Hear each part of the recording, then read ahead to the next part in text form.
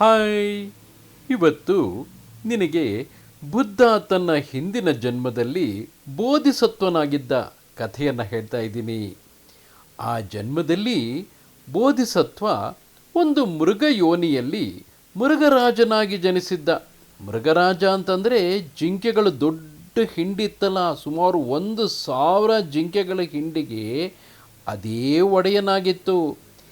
ಅದು ಎಲ್ಲ ಜಿಂಕೆಗಳನ್ನು ಕರ್ಕೊಂಡು ಹೋಗಿ ಕಾಡಿನಲ್ಲಿ ಯಾವ ಜಾಗದಲ್ಲಿ ಅವೆಲ್ಲ ಮೇಯಬೇಕು, ಯಾವ ಜಾಗದಲ್ಲಿ ಮೇಯಬಾರದು, ಯಾವ ಮಾರ್ಗವಾಗಿ ಹೋಗಬೇಕು, ಯಾವ ಮಾರ್ಗವಾಗಿ ಬರಬೇಕು.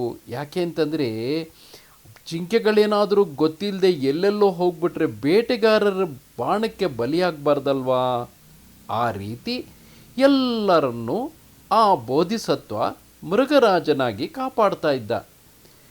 ಮುಂದೆ ಪಾಪ ಅದಕ್ಕೂ ವಯಸ್ಸಾಗತ್ತೆ. ಅದಕ್ಕೆ 2 ಮಕ್ಕಳಿರ್ತಾರೆ.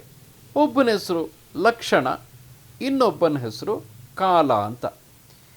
ಈ ಮೃಗರಾಜ ಏನು ಮಾಡುತ್ತೆ ಗೊತ್ತಾ, ತನ್ನ ಹತ್ರ ಇದ್ದ ಜಿಂಕೆಗಳನ್ನೆಲ್ಲ 2 ಭಾಗ ಮಾಡಿಬಿಟ್ಟು ಒಂದು ಭಾಗನ ಒಬ್ಬ ಮಗ ಲಕ್ಷಣನ ಜೊತೆನಲ್ಲೂ ಇನ್ನೊಂದು ಭಾಗನ ಇನ್ನೊಬ್ಬ ಮಗ ಕಾಲಂಗೂ ಕೊಟ್ಬಿಟ್ಟು, ನೋಡಿ ಬಹಳ ಎಚ್ಚರಿಕೆಯಿಂದ ಕರ್ಕೊಂಡೋಗ್ಬೇಕು. ಯಾಕೆ ಅಂತಂದರೆ ಈ ದೇಶದಲ್ಲಿ ಗದ್ದೆ ಹೊಲದಲ್ಲಿ ಕಟಾವಿಗೆ ಬರುತ್ತಲ್ಲ, ಅಂದರೆ ಗದ್ದೆ ಭತ್ತದ ಗದ್ದೆನಲ್ಲೋ ಎದುರಲ್ಲೋ ಎಲ್ಲ ಭತ್ತದ ಸಸಿಗಳನ್ನು ಹಾಕಿರ್ತಾರೆ. ಅವೆಲ್ಲ ಬೆಳೆದ್ಬಿಟ್ಟು ಒಳ್ಳೆ ತೆನೆ ಬಿಟ್ಟಿರ್ತವೆ.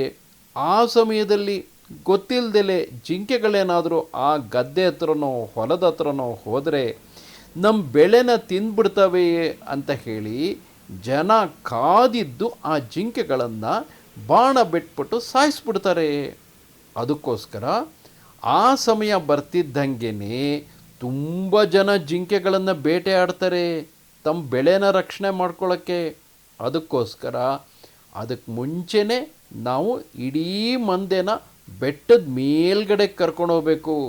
ಒಳಗೆ ಕಾಡಿನೊಳಗೆ ಕರ್ಕೊಂಡು ಹೋಗಿ ಎಲ್ಲ ಒಟ್ಟಿಗೆ ಇದ್ದು 1-2 ತಿಂಗಳು ಅಲ್ಲೇ ಮೇಯ್ತಾ ಇದ್ದು, ಅದಾದಮೇಲೆ ಬೆಳೆ ಎಲ್ಲ ಕಟಾವು ಮುಗಿದಿದೆ ಅಂದಮೇಲೆ ಆಮೇಲೆ ನಾವು ವಾಪಸ್ ಬಂದರೆ ಆವಾಗ ಗದ್ದೆ ಹತ್ರ ಯಾರೂ ಇರಲ್ಲ, ಅವರೇನೂ ರಕ್ಷಣೆ ಮಾಡಬೇಕಾಗಿಲ್ಲ. ಆವಾಗ ಅವ್ರು ಯಾರೂ ನಮ್ಮನ್ನು ಕೊಲ್ಲಕ್ಕೆ ಬರಲ್ಲ. ಹೀಗೆಲ್ಲ ಬುದ್ಧಿವಾದ ಹೇಳಿ ಆ ಮೃಗರಾಜ ಬೋಧಿಸತ್ವ ತನ್ನ ಮಕ್ಕಳ ಜೊತೆಯಲ್ಲಿ ತನ್ನ ಮಂದೆನ ಕಳಿಸ್ಕೊಡ್ತಾನೆ. ತಾನು ಮಾತ್ರ ಸ್ವಲ್ಪ ಆ ಗದ್ದೆಗಳಿಂದ ದೂರವಾಗಿ ಒಂದು ಕಾಡಲ್ಲಿರ್ತಾನೆ. ಈ ಮಕ್ಕಳಲ್ಲಿ ಲಕ್ಷಣ ತುಂಬ ಬುದ್ಧಿವಂತ. ಅವನಿಗೆ ಗೊತ್ತು ಹಳ್ಳಿ ಹತ್ತಿರದಲ್ಲಿ ಹೋಗಬಾರ್ದು, ಜನ ಬೇಟೆ ಆಡಿಬಿಡ್ತಾರೆ, ಅದರಿಂದ ಗದ್ದೆ ಹತ್ತಿರಕ್ಕೂ ಹೋಗಬಾರ್ದು.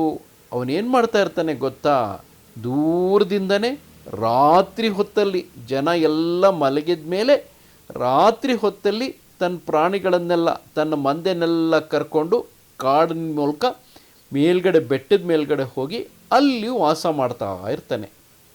ಆದರೆ ಇನ್ನೊಬ್ಬ ಇರ್ತಾನಲ್ಲ ಕಾಲ ಅಂತ ಹೇಳಿ, ಅವನು ಪಾಪ ಮಂದ ಬುದ್ಧಿ, ಅವನಿಗೆ ಸರಿಯಾಗಿ ತುಂಬ ಮೂರ್ಖತನ.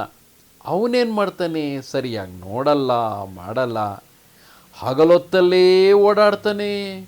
ಸಂಜೆ ಹೊತ್ತಲ್ಲಿ ಬೆಳಗ್ಗೆ ಹೊತ್ತಲ್ಲಿ ಯಾವ ಹೊತ್ತಲ್ಲಿ ಜನ ಎಲ್ಲ ಬೇಟೆ ಆಡೋಕ್ಕೆ ಕಾಯ್ತಾ ಇರ್ತಾರೋ ಅದೇ ಹೊತ್ತಲ್ಲೇ ಹೋಗ್ತಿರ್ತಾನೆ. ಆ ಬೇಟೆಗಾರ ಇದಾರೋ ಇಲ್ವೋ ಅನ್ನೋದನ್ನು ನೋಡೋದಿಲ್ಲ. ಆ ಗ್ರಾಮದ ಹತ್ತಿರದಲ್ಲೇ ಹಳ್ಳಿ ಹತ್ತಿರದಲ್ಲೇ ಹೋಗ್ತಾನೆ, ಗದ್ದೆ ಹತ್ತಿರ ಎಲ್ಲ ಹೋಗ್ತಾನೆ. ಗದ್ದೆ ಒಳಗೆ ಮೇಯಕ್ಕೆ ಹೋಗಲ್ಲ, ಆದರೆ ಗದ್ದೆ ಹತ್ತಿರದಲ್ಲಿ ಹೋದರೆ ಸಾಕಲ್ವಾ. ಆ ಜನ ಎಲ್ಲ ಬೇಟೆ ಆಡಿ ಆಡಿ ಅವನ ಜೊತೆಯಲ್ಲಿದ್ದಿದ್ದ ಪ್ರಾಣಿಗಳನ್ನೆಲ್ಲ ಸಾಯಿಸ್ಬಿಡ್ತಾರೆ, ಜಿಂಕೆಗಳನ್ನೆಲ್ಲ. ಪಾಪ ಕೊನೆಗೆ ಅವನು ಒಬ್ಬನೇ ಆಗಿಬಿಡ್ತಾನೆ. ಅದಕ್ಕೆ ಅಲ್ವಾ ಎಚ್ಚರದಿಂದ ಇರಬೇಕು. ಅಲ್ಲಿದ್ದ ರೈತ ಜನಗಳಿಗೂ ತಮ್ಮ ಬೆಳೆನ ಕಾಪಾಡ್ಕೊಳ್ಳೋದಕ್ಕೆ ಎಲ್ಲಿ ಇವು ಬಂದು ನಮ್ಮ ಬೆಳೆನ ತಿಂದ್ಬಿಡ್ತಾವೋ ಅಂತ ಅವ್ರು ಬೇಟೆ ಆಡ್ತಾರೆ. ಯಾವ ಕಾರಣಕ್ಕೆ ಜನ ನಮ್ಮ ಮೇಲೆ ತಿರುಗಿ ಬೀಳ್ತಾರೆ, ಯಾವ ಕಾರಣಕ್ಕೆ ಜನ ನಮಗೆ ತೊಂದರೆ ಕೊಡ್ತಾರೆ ಅಂತ ಎಚ್ಚರಿಕೆ ನಮಗೆ ಇದ್ದರೆ, ಆ ಎಚ್ಚರಿಕೆ ಇದ್ದೋನು ಅದರ ಅರಿವಿದ್ದೋನು ಆವಾಗ ಜನಗಳ ಸಹವಾಸಕ್ಕೆ ಹೋಗದೆ ಅವಾಗ ದೂರದಲ್ಲಿರ್ತಾನೆ. ಅದಕ್ಕೆ ಅಲ್ವಾ ದೊಡ್ಡವ್ರು ಹೇಳೋದು, ದುಷ್ಟರನ್ನು ಕಂಡ್ರೆ ದೂರ ಇರಬೇಕು. ಇಲ್ಲಿ ಜಿಂಕೆಗಳನ್ನು ಅವ್ರು ಬೇಟೆ ಆಡಿಬಿಡ್ತಾರೆ, ನಮ್ಮನ್ನು ಸಾಯಿಸ್ಬಿಡ್ತಾರೆ ಅಂತ ಗೊತ್ತಿದ್ದಾಗ ಅವರಿಂದ ನಾವು ದೂರ ಇದ್ದರೆ ನಮ್ಮನ್ನು ನಾವು ಲಕ್ಷಣಂತರ ಬಚಾಯಿಸ್ಕೋಬೋದು.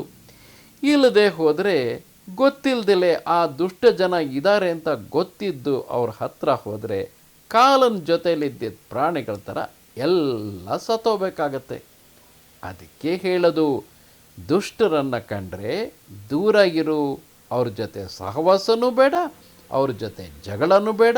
ನಮ್ಮ ಪಾಡಿಗೆ ನಾವು ನಮಗೆ ಯಾವ ಜಾಗ ಸೇಫ್ ಆಗಿರುತ್ತೋ, ಯಾವ ಜಾಗದಲ್ಲಿ ಯಾರು ತೊಂದರೆನೂ ಇರಲ್ವೋ ಅಲ್ಲಿ ನೆಮ್ಮದಿಯಾಗಿರಬೇಕು.